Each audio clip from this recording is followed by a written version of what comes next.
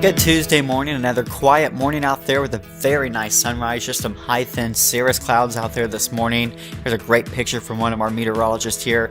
Looking at the temperatures, mid-20s this morning, and here's a look at the full forecast. Again, overall, a rather quiet forecast through the rest of the week. A bit of a warming trend through midweek. Today we look at partly sunny skies. Highs should get into lower 40s. Not a lot of wind out there either, so another nice day to get outside. Tomorrow we'll increase the clouds a bit and possibly see a spotty shower or sprinkle, but that will be very spotty and very light. So most of the day, Wednesday's dry, and it will be our warmest day in this forecast. So Wednesday definitely the day to enjoy. Again, here's a look at the forecast radar for that system tomorrow. It's actually a cold front coming through, which could spark a light shower or a sprinkle tomorrow, but that is going to be just about it. I think Thursday we're going to stay dry. We may have to take that chance out completely for Thursday. Looks like that will really just stay to our south.